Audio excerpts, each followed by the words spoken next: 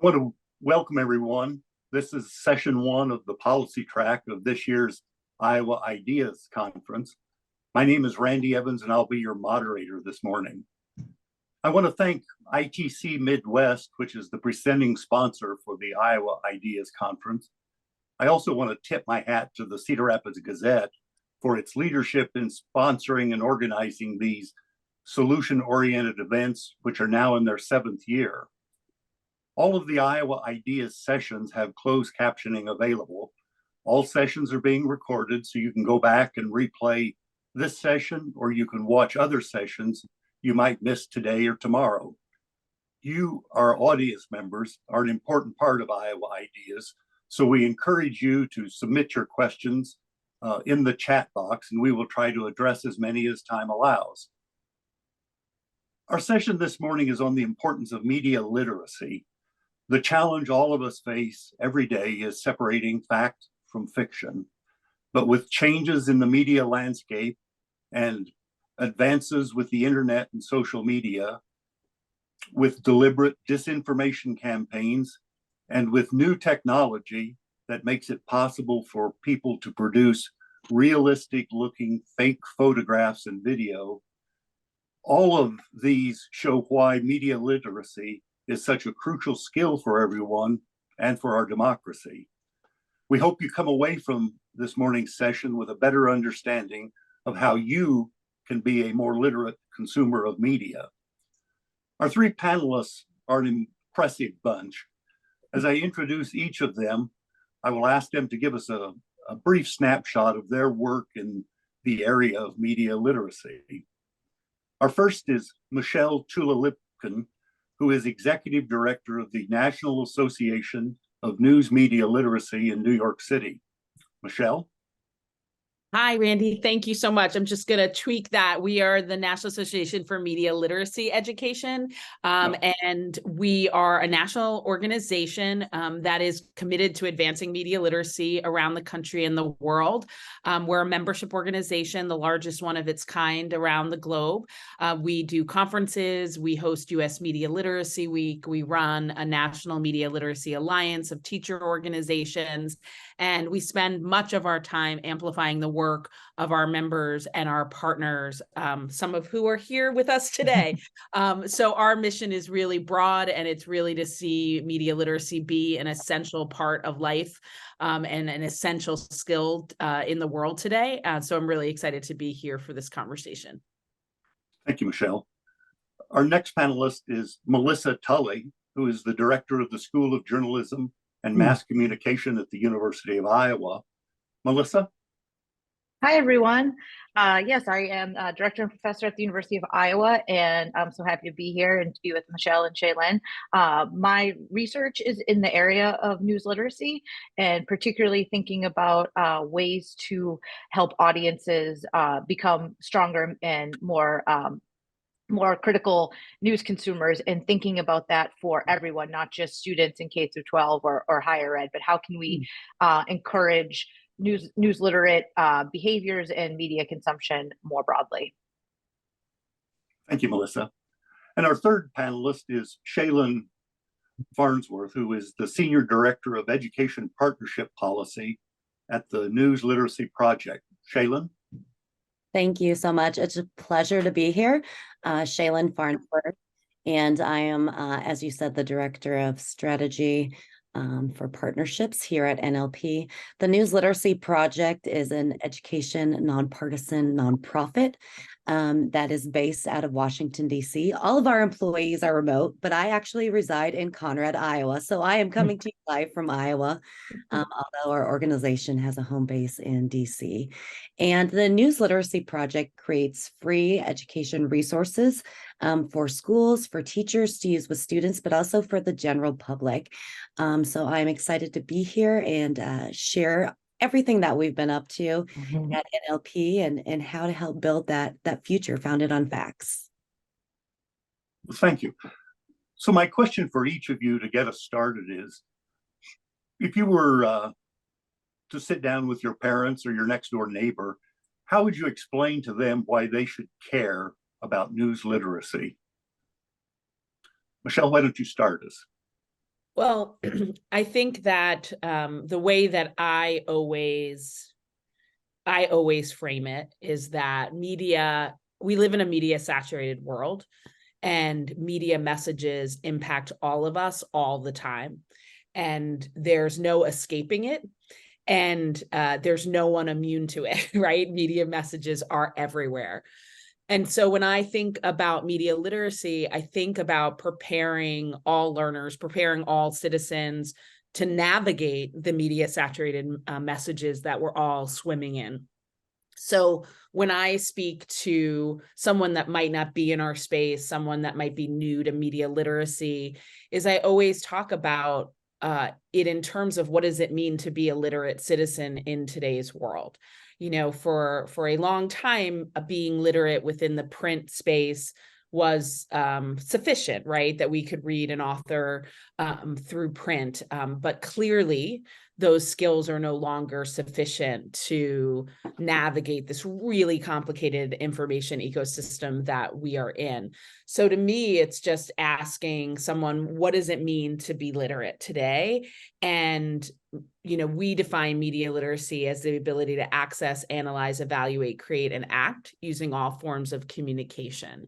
So usually when I can frame it that way, people, even those outside of the space, can start to understand what we're talking about when we talk about media literacy. And the additional point that I try to make often is that media literacy isn't about teaching people what to think, but rather how to think. And how do we process, how do we critically think, effectively communicate within the communication systems that exist today and will exist in the future. Melissa, do you have any thoughts to add? Yeah, I think one of the key things there too, and for when you're talking to people, it's, as Michelle pointed out, it's incredibly overwhelming to live in the information and disinformation and misinformation and swirling space that we all live in. And so I think it's really important to acknowledge that this is challenging and to let people know that you don't expect them to be an expert on every single thing or even on any one thing. It's really challenging to really be an expert on a specific topic when you're just living your day-to-day life.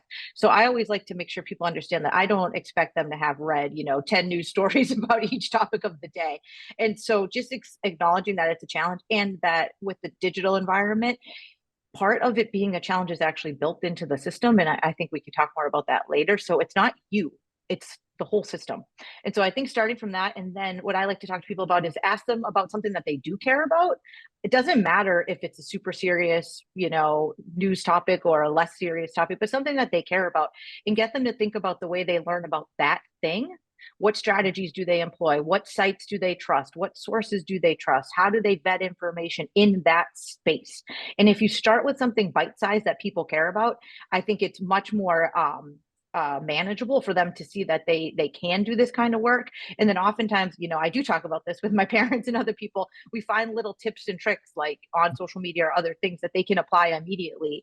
And then hopefully that then spins up to doing the bigger work. Because then, I don't ever jump in and start talking about democracy, on conversation one, but getting to sort of civic life and democratic life down the road. But I think kind of starting with acknowledging that it's a challenge, and that what do they care about? Because despite what we think, people actually want to be informed. They just may not want to be informed about the thing you care about. So what do they care about? And really starting there. Shaylin?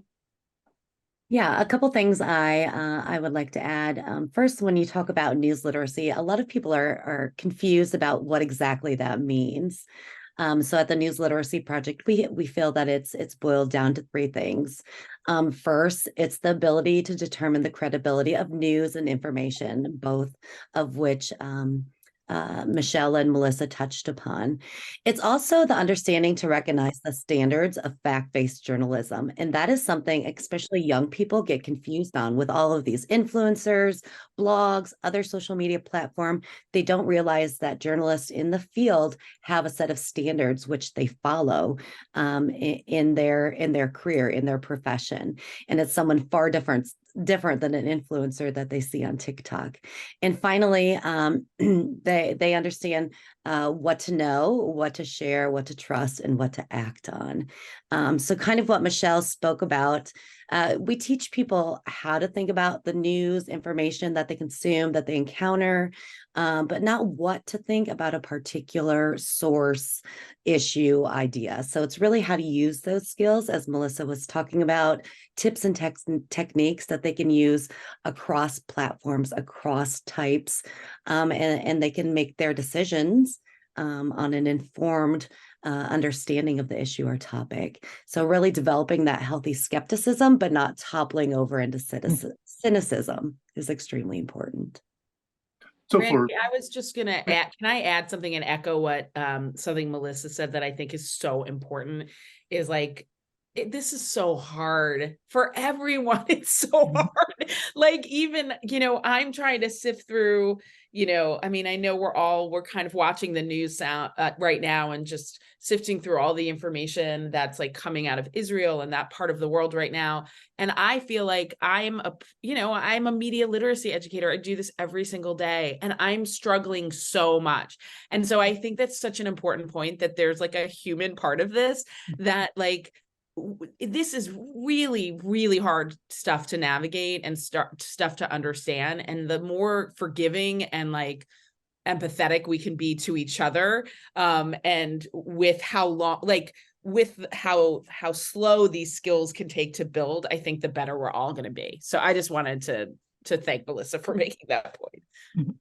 Well, with people, ordinary folks out there who have incredibly busy lives, just raising families and working and all of that, how do these people, how are we wanting them, or how should they recognize sort of the signs that they may be falling victim to misinformation or disinformation? I mean, are there warning signs people ought to look for? Melissa? Yeah, there are, and I think actually Shaylin can talk about some of the tools and resources that the News Literacy Project has, because I think one of the things that's really important is, as I was saying, is sort of like building and flexing your muscle in a space that you understand. So when I talk to people about what have you seen, again, think about an issue you care about. What have you seen in that space that you knew was misinformation or disinformation, or just like false and crappy, like maybe there was no malintent, it just, someone posted something and they maybe even thought it was right.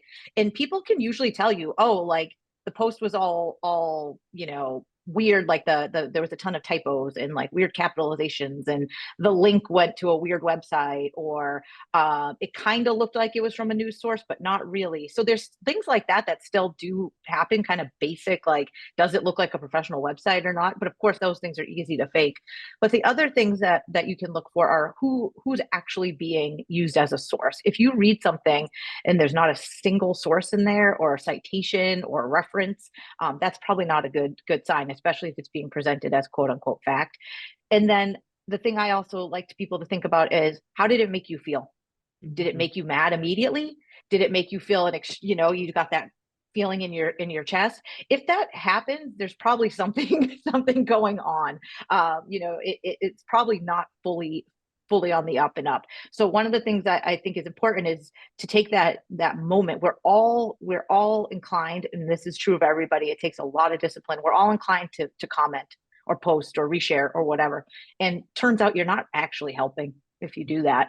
And so taking that moment to just like, whoa, hold up, let me look a little bit more into this. And again, you can't do that for everything. You could spend your entire, you've probably all seen the cartoon of like, wait, I just have one more person to correct on the internet, right? You could spend your whole life doing this. But if you just do it around the things you care about, you'll start to get better. And then when you see something, oh, this isn't a realm I don't really know that much about, but I can tell. I can tell it's a little bit off, or I can see by the comments that there's a bunch of bots in here, right? Bots always kind of say the same thing, and there's a lot of repetition. So you start to just pick that up. And again, it's about building that muscle and getting quicker. And then I think the next step is then talking to other people about that and saying like, hey, did you see this or did you see that?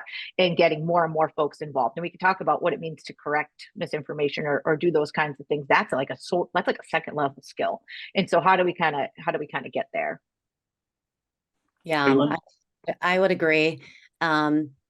with all of the points that Melissa just shared, we do have a plethora of resources on our website, newslit.org, not only for educators to use with their students in the classroom, but also for the general public. Things that I'm going to point to are on both sides, both education sides and the general public. And so things that people should be familiar with. There's a difference between misinformation and disinformation.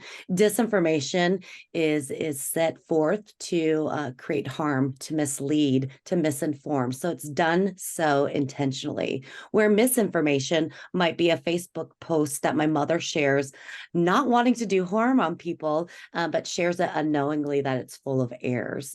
So disinformation is done intentionally. Misinformation is not. Some things to think about, and this is pulled right from our misinformation infographic in brief. Red flags, and I know we've seen these all over. Such phrases as "let that sink in," "the media will report this," "make this go viral," "do your own research." All of those are phrases that are commonly used across social media platforms that should cause that knee-jerk response that Melissa was speaking about, that makes you pause, step back, and think about, what is the source? How is this authentic? Is it verified by other credible news sources?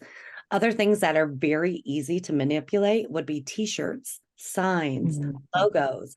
All of those doctored images makes it very difficult for the public to know if it is manipulated or altered content. So be aware that, like I said, text on signs or t-shirts can be manipulated very easily. Photos of protest or crowd. The one that constantly gets reused is the shark swimming after a flood. So all of those are done so and reused out of context. Screenshots of articles with no links. So those are definitely things to consider, and some of the most prominent things that we see are recognized because we've seen them so frequently. Yeah, and I would just add, I mean, all these points, yes, yes, yes. Thank you for sharing all of them. And I think, the emotional piece of breaking news and news in general, just understanding what the purpose of the news is usually to bring us information about situations in the world that don't happen often, right? So they present this, the news is, we have to be really careful of assessing the news in like, this is the world, because there's a lot going on that doesn't make the news. So we have to always think to ourselves, what is missing from these stories, and that you're never going to get the full picture given like Melissa mentioned a while ago, like the structures of our media systems are not built to give us all the information, like on your social media feed or even on your, television screens or in your, your newspapers, that just the systems aren't in place to give us all the details. So just to know that you're just not going to get all the information, and to be aware of that, so that before you jump to conclusions or before you even determine how you feel about a certain thing, that there might be some more information out there that you might be able to gather. And I think like the most important thing that, especially with breaking news, and it was referred to before, but it's just the out of context media images and messages.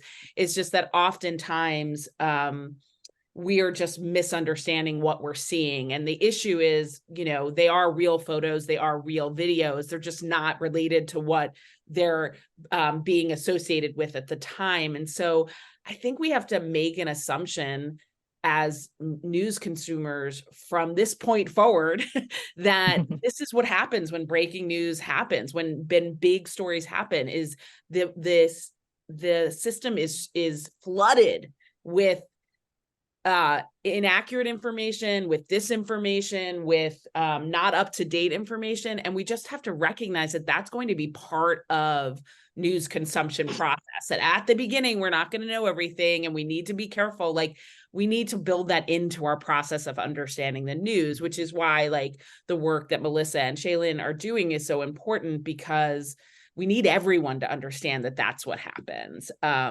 And to recognize that all our media messages are constructed, and we need to be analyzing and evaluating them, we need to use those muscles, as Melissa said, all the time. We need to be ready to use those muscles. So one of the questions coming out of the audience is the structure of cable news these days, is it feeding into the mistrust or distrust of the accuracy of news coverage? Because, I'm, as you can tell from my hair, I've been around the barn a time or two. And, I remember the earliest days of CNN where it was just strictly news coverage that was, ongoing throughout the day. And now it seems like cable news is one bunch of opinionators after another. Is the public being are they not being savvy to see the difference, or is there a kind of a structural component there that is helping to fuel this mistrust of the news media, for example? Melissa, this seems I feel like this Melissa would have a lot to say about this. Yes, I do. I'll keep it brief. So one of the key things that when I think about news literacy, right? And so Michelle and Shaylin gave definitions that I think are really important, and their work, informs the work that I do and my team does. But one of the things that we've done is really break down what we think of news literacy into 5 core sort of domains and concepts. And I just want to say them really quickly because I think it's a way of getting at this question. So when we think about the 5 C's that we call them of news literacy, we think about context, creation, content, which is the one we focused a lot on, but really is only one part of it, consumption, and circulation. So that to me that's that ecosystem, right? And we put context first because it's incredibly important. So you cannot understand a single piece of news or information out of context. So in the United States, understanding how news is created and circulated with the cable news structure is really, really important, right? So you have to understand, and this is where it gets complicated, right? You have to understand that our news media is mostly driven by advertising, and advertising comes with, ratings and this or that. And so in order to get people's eyeballs or get their clicks or get their swipes or whatever, what's more exciting?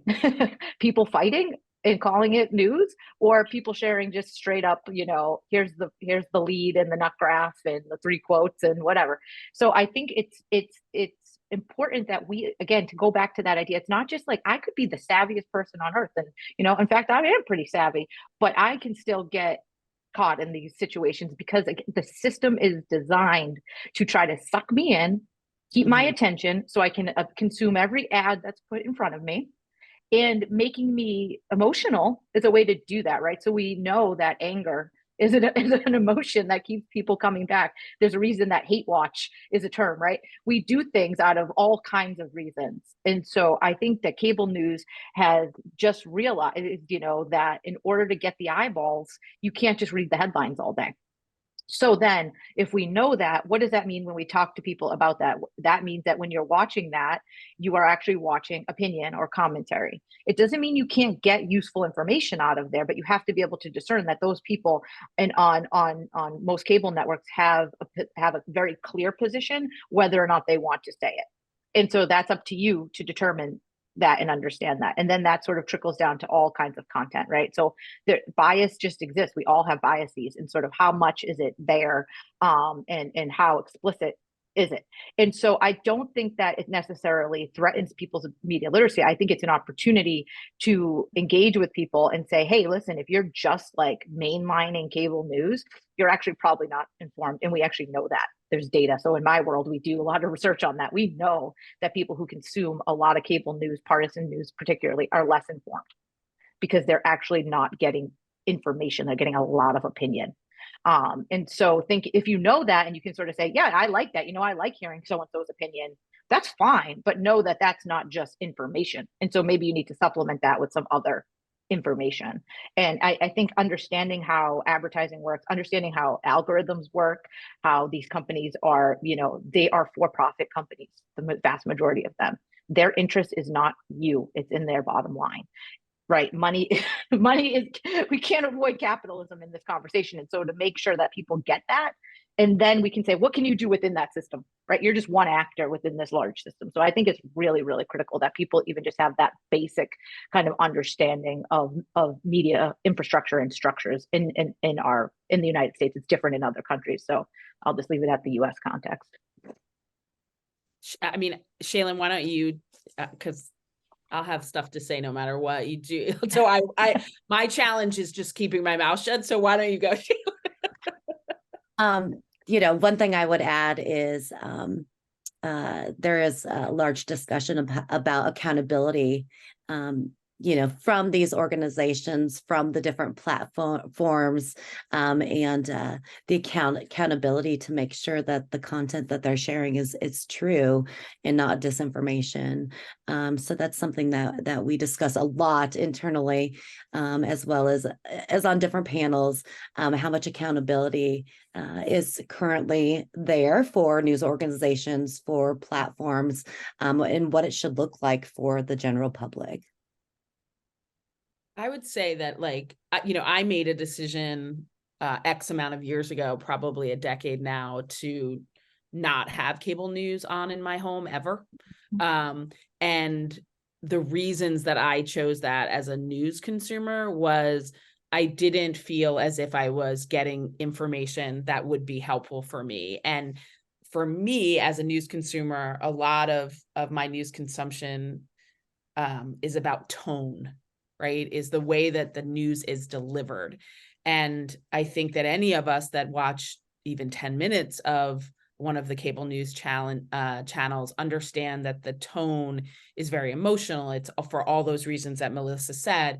It's to draw us in. It's to get our emotional hook in there. And I think that's I would argue that's a really dangerous way to pretend you're doing the news. And I think that we have to recognize that can be dangerous if people don't understand all those things that Melissa was saying. And I do also think we need to recognize that there's a younger population in our country that has never turned on cable news. And so who is that reaching?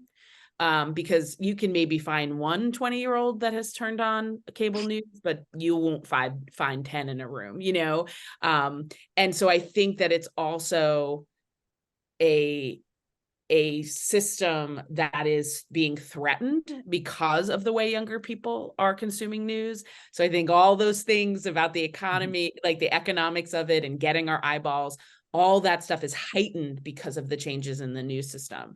So I do think that the other thing to note about cable news is it is really difficult, and it always has been, to fill 24 hours of news coverage.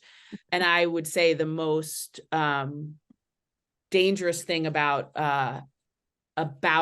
cable news is the way in which they use imagery and repeat imagery over and over and over again. And if you are consuming that if you have that on in your home for a long time during every day, that is impacting you, not only what you're learning about it, but how you're feeling. And I do think we need to recognize how that level of news consumption is impacting us personally, and how we feel and how we go through our life and our emotions and our anxiety. And I think cable news is not built to give us a balanced view of the world. So just to be really aware of that. So should we be paying more attention to who is out there trying to deliberately deceive the public, or should we just recognize that that's part of the landscape and focus more attention on trying to build good consumption habits among the general public? Because it seems like there's a lot of discussion at the national level about we shouldn't believe this person, or we shouldn't believe that person, or this source or that source. And I think it just kind of creates this swirl around us that, Joe Ordinary Citizen or Jane Ordinary Citizen isn't equipped to figure out who's believable and who isn't. So should we just be focusing instead on helping them become more savvy in their consumption habits? I think it's both, because again, we're again, all of us, even Michelle and Shaylin, who work at these large national organizations, and we're all just one little piece of this Yeah. huge thing. And I actually think it's, again, this goes not just with media literacy or anything. I think it's really, really problematic when we put structural problems on individuals and say, you fix it. Like, you be a good news consumer. What? You left me in a garbage pile and you want me to find healthy food? Like, that to me, that's just unfair. But I do think we have a role to play, right? That's why I'm an educator. That's why everyone in this room is an educator. And like, we can't, so we're part of it, right? So us learning and knowing these things and knowing who those actors are, Randy, that you mentioned, is actually part of the media literacy space. But then that's next step is what Shaylin is getting at with accountability. So there are people who have a lot more power, politicians, celebrities, etc., to spread misinformation. That's a problem. We should not just let them get away with that, especially when they're doing it and making tons of, back to the economic factor, they're making tons of money off of it. And so we need to think about them as powerful individuals and people in powerful organizations. We need to think about the money and how they're being incentivized to do that. And then we need to think about the platforms, the tech, et cetera, and why does, an organization like Meta or Twitter or whatever let this happen? Again, because it benefits them in some way. And so if we just let people off and run and do all that stuff, I think we would be doing everyone a disservice. But at the same time, we cannot be individually responsible for changing it. But in learning about these issues, and then, this is where you reach out to your reps. This is where you think about what you consume. So Michelle said she made a conscious choice to not watch any cable news. Well, there's one less viewer, right? Yeah. You can make that's real. They track that stuff. You can choose not to go to those websites. You can choose not to do those things. But then to do kind of that next step, I think, is really about this is where sort of democracy and civic action come in. We actually can do things with our voting power, with our purchasing power, and I think that's really where we get to that structural change. And so just kind of thinking about that interplay between power, structure, and then us as kind of individual actors, again, is really, really important if we're going to do anything to make this to get us from sort of garbage to like, maybe a little bit unhealthy. I mean, everything Melissa said, like echo everything. And I think that, clearly I run an education organization. So if we aren't actively trying to teach people how to navigate this world, we're doing them a disservice. So of course we have to do that. But as Melissa said, there are things that that companies can do that are going to obviously shift things in a way me as an individual could never shift. And if we don't take a hard look on how social media companies are amplifying disinformation and amplifying inaccurate information instead of amplifying reliable and good information, that, they have the ability to change their business structure. They have the ability to look hard at how they do what they do. And we have to hold them accountable. We have to think about regulation. We have to think about all that stuff on top of educating citizens on how to navigate the world. So is there a role in this for the federal government, or is that skating out on the thin ice of the First Amendment and free speech? And what are your thoughts there? Because that seems to be one of the areas where people get kind of twitchy about how to help resolve some of this, the confusion or the misunderstanding or the deliberate disinformation. So what's government's role here? I think there's a role for government. We're actually, this is an interesting time because a lot of sort of archaic laws or other kinds of, thinking about things in the Supreme Court, things that were created 50, 100, 150 years ago, governing what we do today. So if you think about any sort of law or regulation around the internet, most of it is completely outdated, right? It doesn't make sense. It didn't imagine a world in which there are essentially three companies that control all of the internet. And so that's one. And then it also doesn't account for this. It sort of takes this idea that these channels are quote unquote neutral, and we know they're not. So we know a lot more about how information flows. We know a lot more about how companies have their fingers in the pot. We know a lot more about these kinds of things. And so I think there has to be, it's going to be really, really challenging. And there's some interesting cases going on right now around this, because you can't, in this country particularly, right, we not only have the First Amendment, but we have a strong free speech ethos that goes way beyond the First Amendment. I mean, in fact, people are constantly misinterpreting or misusing the First Amendment as an excuse. But so take that aside, the ethos for free speech in this country is very, very strong. Whereas like in Europe, for example, free speech, the free speech ethos isn't as strong. There's actually a lot more balance and a lot more consideration for like privacy and how the speech affects the person, the listener. And so thinking about that too, the internet's also global. So it can't just be an American, it's not just an American problem. But I absolutely think that there's a role for the federal government to play, because that's going to change that structural component that we're talking about. And so but I don't think it should be done lightly. I think it's really important that the folks who are making those decisions understand what they're getting into. And we can see, if you've ever watched the hearings, it's not always clear that they do. So this is a really, really tricky situation. So I do think that that we have to account for the internet we have, not the one we had, 25 years ago, and somehow have to think about the internet of the future, which, if you pay attention at all, the internet of the future changes every day. So it's really, really challenging. Anything you do is going to be outdated pretty quickly. But I don't think we can just pretend that these, platforms are neutral, or that the way information flows is neutral. It just isn't. And we've seen how that can be really, really detrimental. So to me, there's a role for the platforms, there's a role for government, there's a role for several kind of powerful actors to kind of make change. And they're not going to do that unless those of us, that's where the little guy comes in, those of us say what we want, right? And I think just the amount of knowledge people have gained in the last few years about algorithms, or about how information gets to them, has gone up tremendously.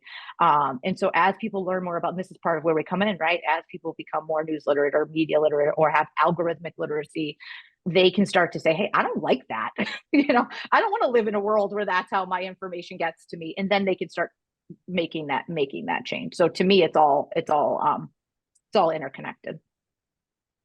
Shaylin, did you want to share? Yeah, I would add on, with my education background and working at the News Literacy Project, we know that education is the key. And so if you look back in the founding of the nation, and the primary purpose for education, one is to preserve and perpetuate a functioning democracy, a functioning society. And so we know that these skills, especially being literate, as Michelle pointed out, or at the top of the hour, not just in news or media literacy. To be literate in today's society, you need those critical thinking skills to be able to evaluate, be informed, have choices, know what to share, what to act on. And so it definitely should be a requirement for all of our students upon graduation, so then they are informed citizens and can function in a democratic society. So yeah, we believe firmly it should be. I would just add that I think, some of the stuff Melissa was referencing, like certainly from a media literacy perspective, the Google trust case and the way that Amazon's being kind of investigated and explored for trust and monopoly, all those things that are been so important to understanding how our media systems work are even that much more important, because these companies have more power than any companies have ever had, right? Ever. And it's unprecedented. And I think that there is a role for government. And I would say, or add on, that our government is not well suited for these discussions because so many of them are not media literate and don't understand these systems. So I, agree again wholeheartedly with Melissa. I do think that one of the issues that we're paying a lot of attention to namely is kind of this run on social media bans that are going around states. And we have really, really strong opinions about those being incredibly ineffective and misguided and misleading. And that is not the way to solve the problems that we have with social media. Those are actually more discriminatory and harmful for users than it is for the companies in a lot of ways, and silencing voices that are finding their voice on social media. And my concern about government involvement in that way is that they're actually not doing the hard work that needs to be done, which is looking at these companies and looking at regulation and looking at a new way of regulating companies they've never seen before, right? There's no precedent for this. And by kind of putting out these social media bans, they're trying to squash a problem that is way more complex than just turn off TikTok for teens. Like that is not the answer. And so while I think there is room for government involvement and need for government involvement, it has to be the right kind of involvement, because that is not going to solve our problems in any way. And so I could say a lot about that. And I know for some that might be controversial, but we want to make sure if government is involved that they're doing it in the most impactful, kind of long-lasting way, and not just trying to get quick fixes, on the books so that they could say they did this when they, are campaigning for their next election. That is not the problem solved. Seems like members of Congress these days have a hard time even agreeing when to go have lunch. Yeah. How are we to expect them to take on something as complex and fraught with pitfalls or potential pitfalls out there? How do we expect them to take on something this complex? It seems like it would be a whole lot easier to sit down and consume an elephant than it would be to expect Congress to find a solution. I think Michelle was That's getting at depressing. that, right? Yeah, I know. Yeah. Michelle was getting at that with the sort of lack of media literacy that we see in our politicians, right? Or it kind of depends, right? If how cynical you want to be. Some of them are incredibly literate and savvy, and if you think back to the things Shaylin was talking about, the terms and things they use and throw out, you could absolutely argue that they are purveyors of disinformation knowingly. They're doing those things. So it's complicated in that way, but that's on us. That's where right, that's where voting comes in. That's where holding your elected officials accountable is incredibly important. So to me, if we just say, well, this is too hard, how are they going to, what? I mean, we've faced big challenges before, right? How do we clean up the environment? How do we stop people from throwing chemicals into lakes and rivers? Like those are pretty big challenges too. And so I think it's important that we think about who we elect, and when we have a chance, and in Iowa we get this chance a lot to talk to elected officials or people who want to be elected officials, we ask them questions about these issues, and that's where us being informed is really important. So if a voter asks someone running for office about antitrust law, they should be able to answer it. I mean, if they're your rep or they want to be the president, they should be at least as informed as you. So I think it's important that we don't let them off the hook. And then there's the role for experts, right? So there was a time when we believed that experts should have the ear of elected officials to give them the best possible evidence, right? Give them the high quality information they need to make decisions. Scientific evidence, scientific expertise, we've also devalued that at the same time as we're dealing with this media literacy struggle. So we've devalued expertise. We don't trust anybody. This is all factors that are coming together. So to me, it's incredibly important that we hold them accountable, hold their feet to the fire. And if your elected official isn't doing what you think is right on this issue or others, that's where you go out and vote. That's where you go out and join a campaign. That's where you go out and do that hard work, right? That's democracy in action. And we should do it as much for this issue as we would for anything else that we care about. Others? I'm just thinking that I never have to be on another panel with Melissa because she's going to say everything I would want to say. Right. So I'm good. I'm good. I'm going to go. And You can go first next time. Whatever question no, comes next. you said no. I am so appreciative.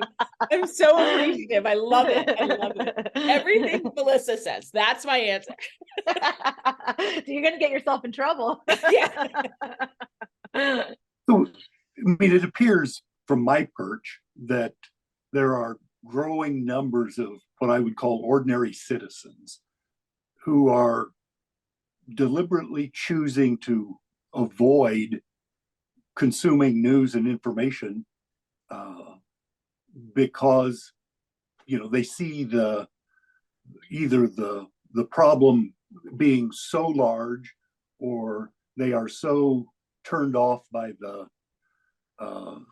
chaos and the confusion and references to alternative facts.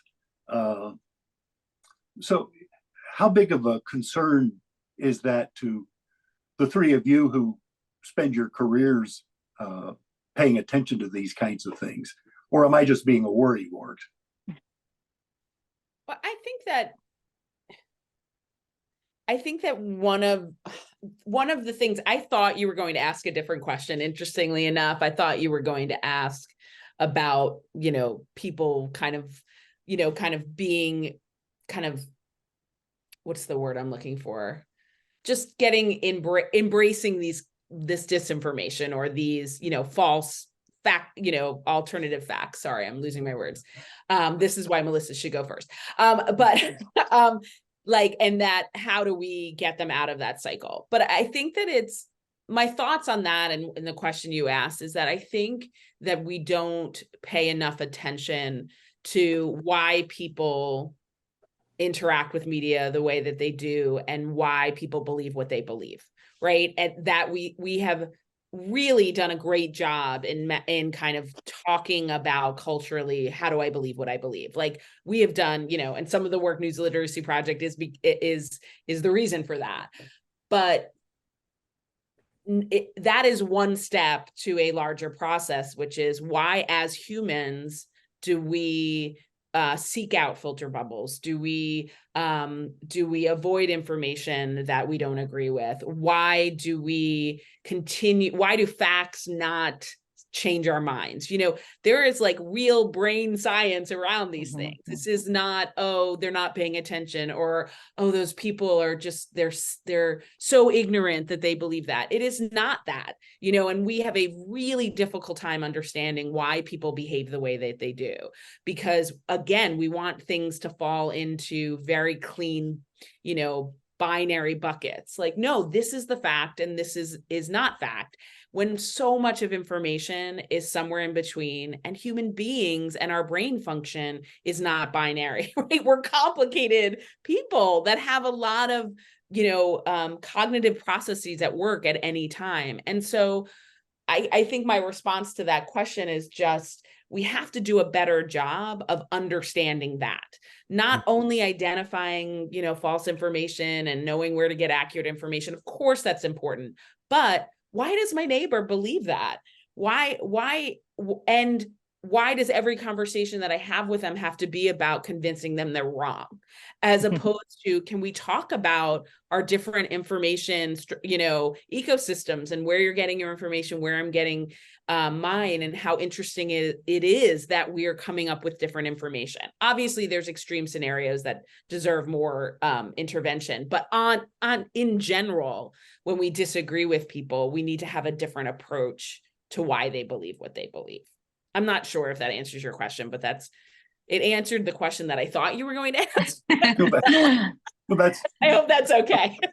Yeah, confirmation bias is a real thing. I mean, people have that tendency to search for, to recall, to interpret different things that they consume online to feed and support what they already believe. And so that confirmation bias is huge. And unknowingly, people fall down that rabbit hole, misunderstanding algorithms.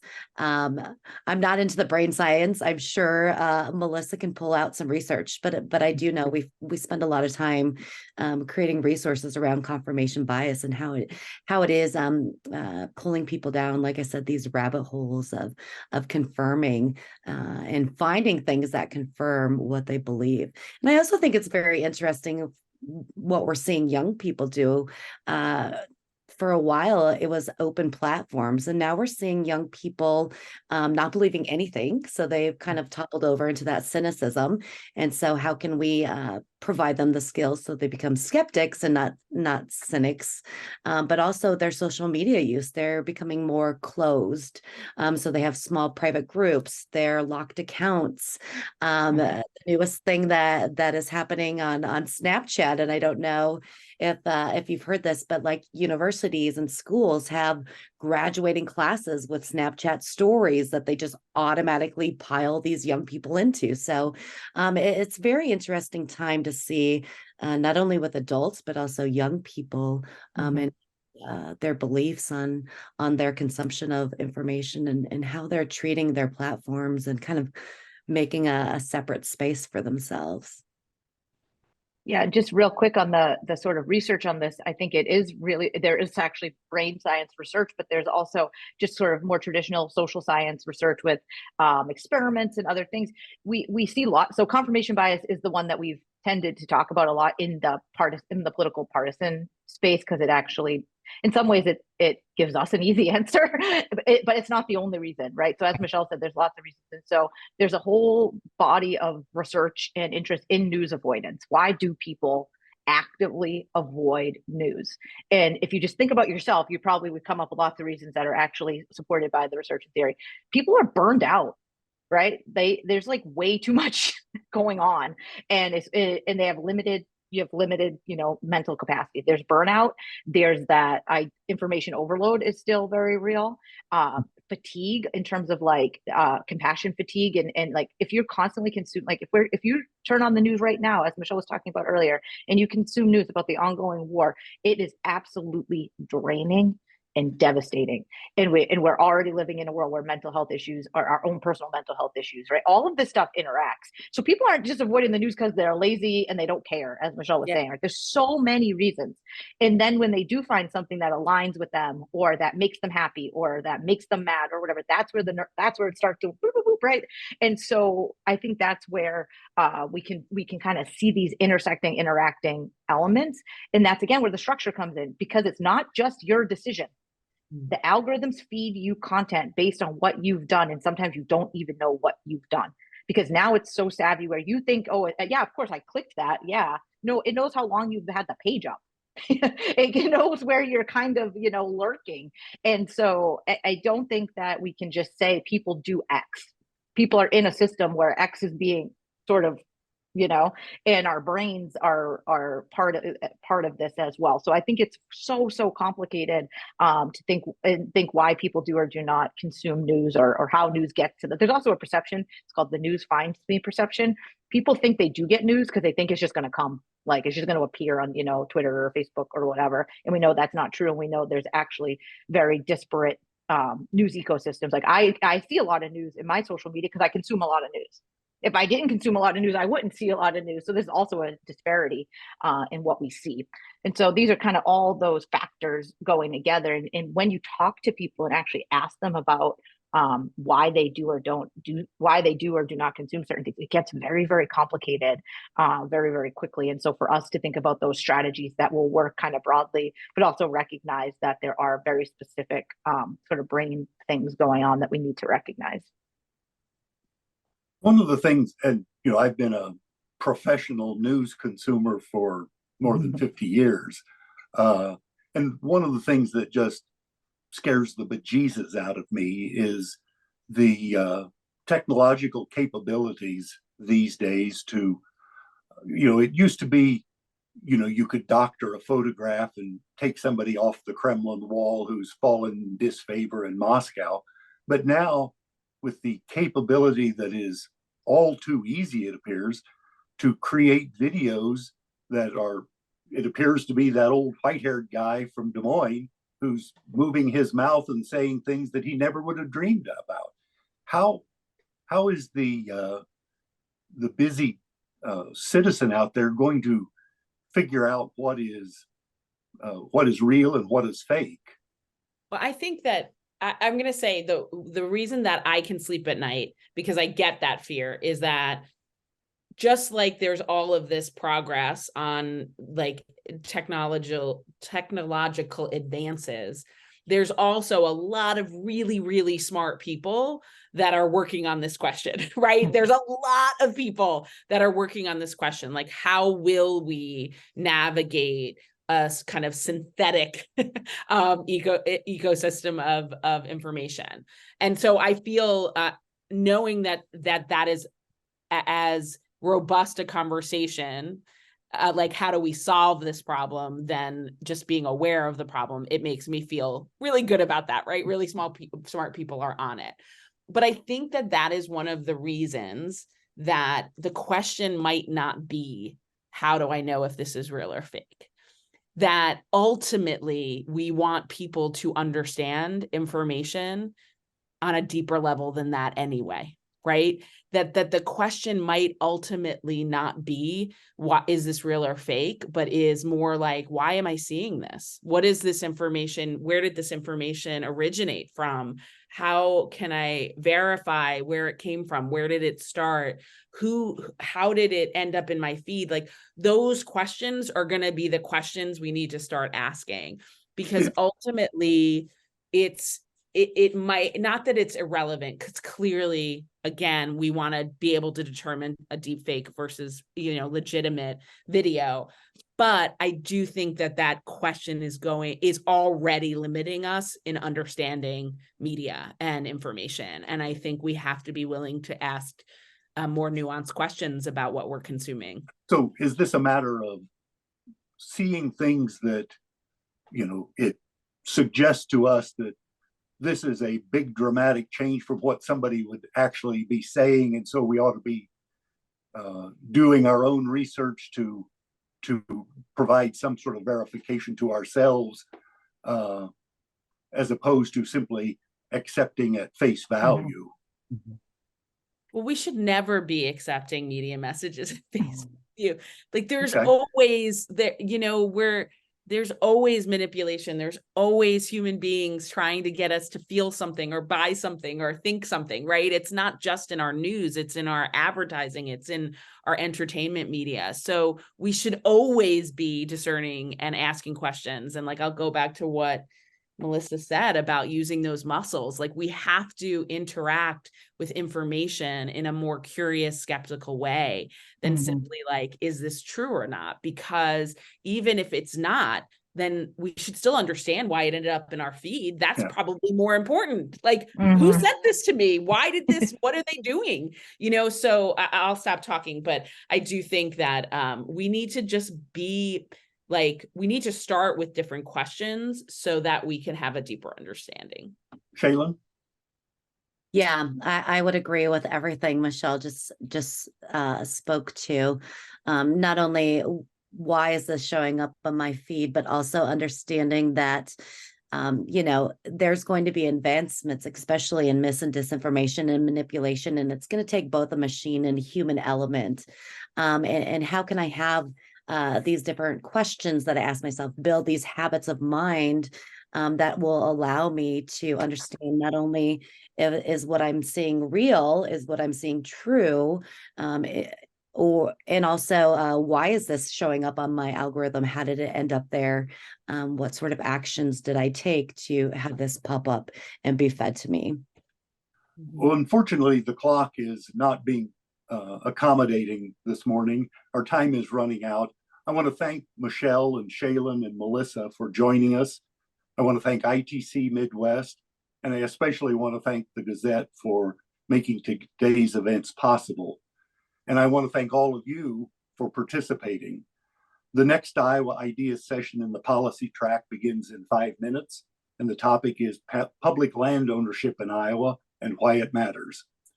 Thank you for joining us.